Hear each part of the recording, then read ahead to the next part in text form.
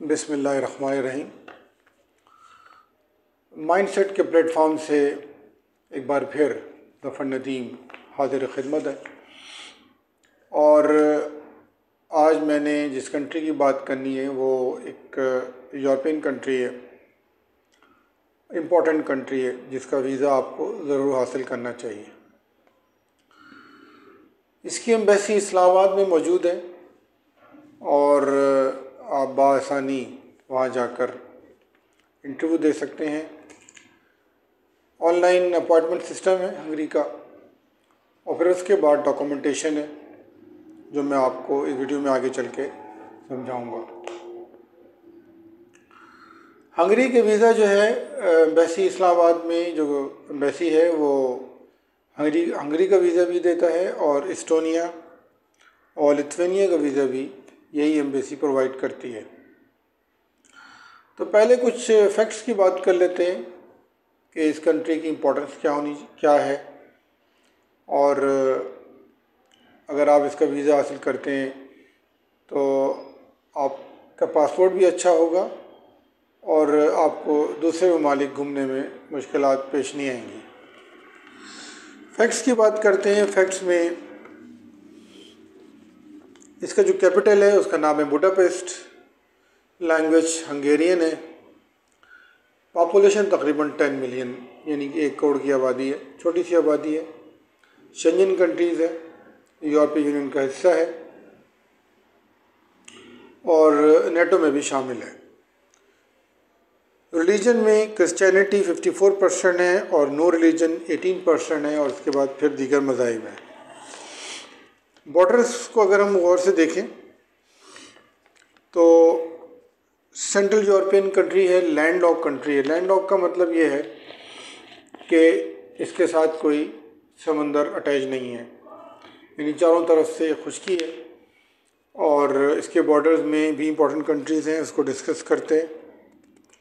Slovakia north में है, Ukraine north east पर वाक़ है, रोमानिया ईस्ट पर है, Austria not Australia, Austria west में है, स्लोवेनिया वेस्ट में है, क्रोएशिया साउथ में है और सर्बिया भी साउथ में है। तो इस तरीके से तकरीबन 1 2 3 4 5 6 7 कंट्रीज़ जो हैं इम्पोर्टेंट यूरोप की इसके बॉर्डर्स के साथ लगती हैं।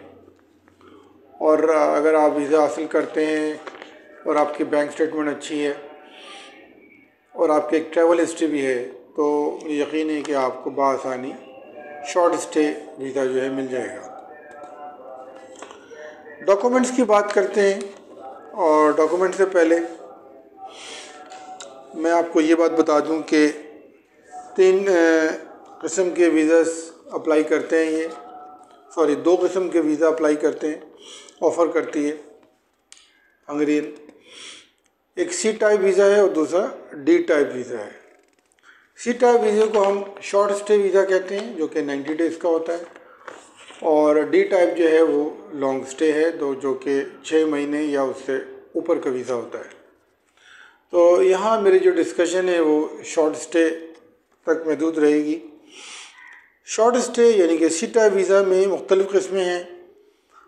उसमें टूरिज़म है, बिज़नेस है, विज़िट, फैमिली विज़िट है, फ्रेंड्स एंड फैमिली विज़िट है, स्पोर्ट पर्पस वीज़ा है, स्टडी या रिसर्च वीज़ा है, मेडिकल ट्रीटमेंट वीज़ा है, और EEA सिटीज़न वीज़ा है। EEA यूरोपीय यूनियन की जो फैमिलीज़ हैं वो अगर अप्लाई करती हैं तो उनको भी उसका वीज़ा मिल जाएगा। टूरिज़म के डॉक्यूमेंट्स की बात करते हैं। टूरिज़म में वैलिड पासपोर्ट होगा आपका 6 महीने का। कुछ चीज़ें तो वही हैं सारी पुरानी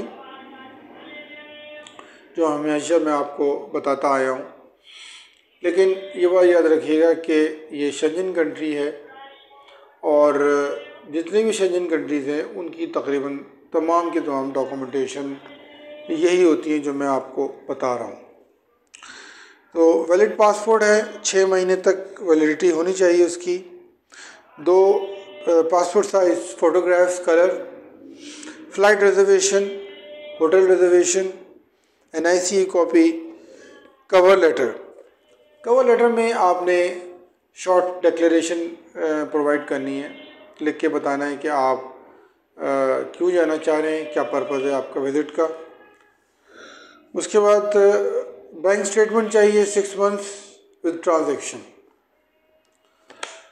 अगर आपकी बैंक स्टेटमेंट 20 लाख की है, यानी कि 2 मिलियन की, तो बहुत ज़्यादा चांसेस हैं कि आपको वीज़ा मिल जाएगा।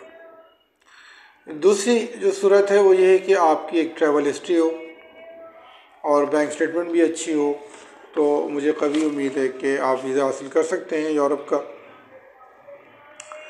FRC या birth certificate. FRC family registration certificate को कहते हैं, जो नादरा से आप हासिल करेंगे। अगर आप फाइलर हैं तो इंडियन नंबर, और टैक्स रिटर्न आप करते हैं तो FBR की 2 ईयर्स की टैक्स रिटर्न की स्टेटमेंट भी प्रोवाइड करनी होगी। किसी कंपनी में आप एम्प्लॉई हैं तो एम्प्लॉयमेंट लेटर या उनका NOC लेटर आपको प्रोवाइड करना होगा।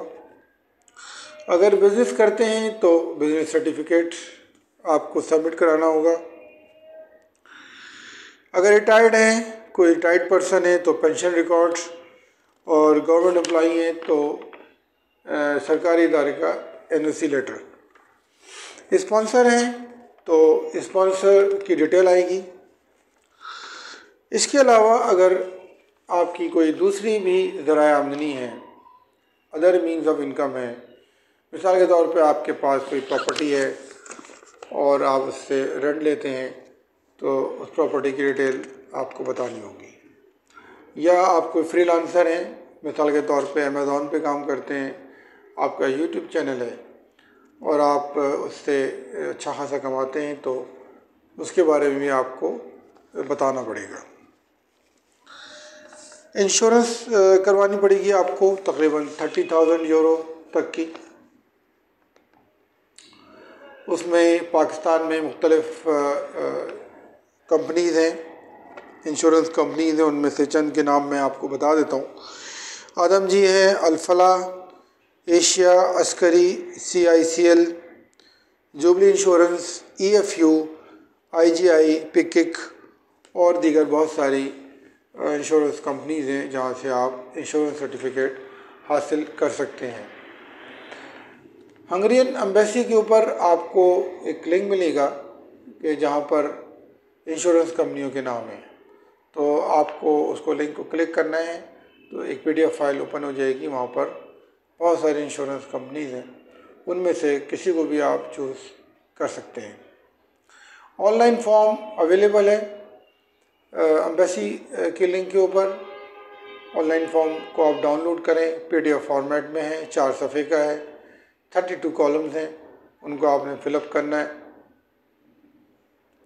लेकिन इन सब चीज़ों से पहले आपको स्टेप 1 के तौर पे ऑनलाइन अपॉइंटमेंट लेना है, जो कि एम्बेसी की वेबसाइट पे उसका लिंक मौजूद है, और एम्बेसी की लिंक जो है मैं डिस्क्रिप्शन में प्रोवाइड कर दूंगा।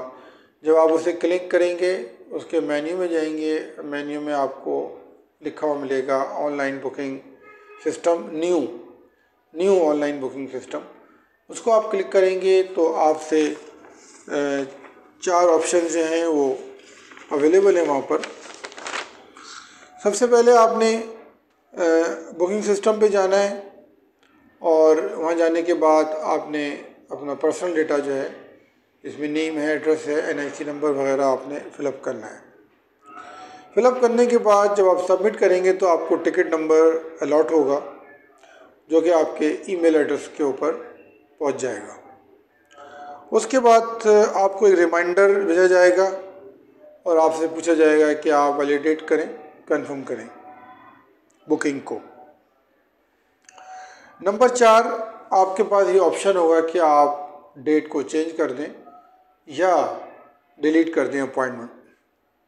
और नंबर 5 में आपने एक कंफर्मेशन, आपको नोटिस मिलेगा अपॉइंटमेंट का, कि जिसमें आपको बताया जाएगा कि इस तारीख को और इस दिन को जो है वो आपने एम्बेसी पहुंचना है और वहाँ पर इंटरव्यू देना है।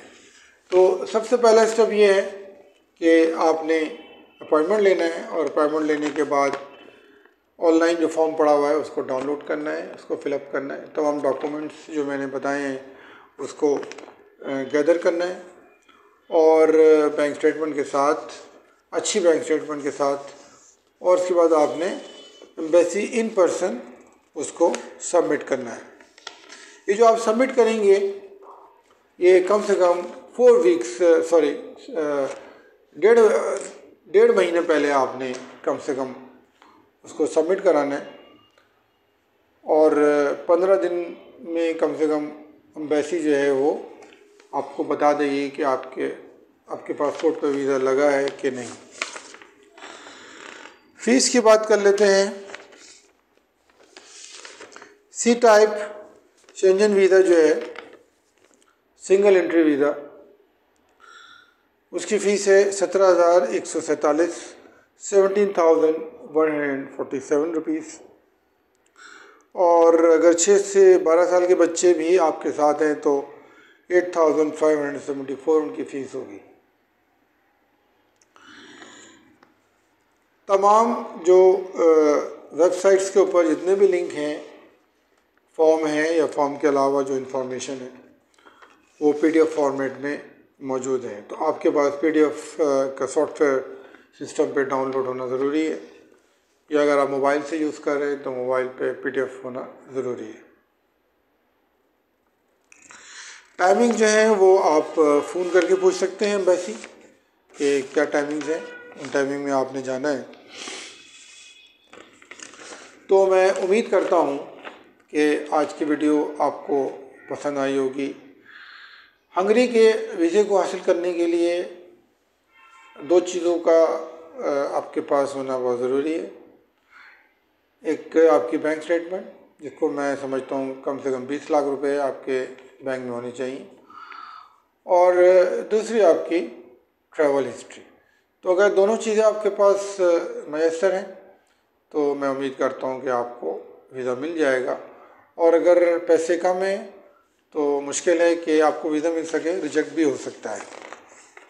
तो इन अल्फाज के साथ मैं आपसे इजाज़त तलब करूँगा और हमेशा की तरह आपसे ये रिक्वेस्ट करूँगा कि आप कमेंट्स करें, और अगर किसी ऐसी कंट्री के बारे में आप जानना चाहते हैं जिसकी वीडियो मैंने अभी तक नहीं की है तो आप मुझे कमेंट सेक्शन में उस कंट्री का नाम बताएं। इंशाल्लाह मैं उस पर ज़रूर वीडियो करूँगा। इन अल्फाज के साथ आपसे इजाज़त तलब करता हूँ। टेक केयर एंड अल्लाह हाफ़िज़।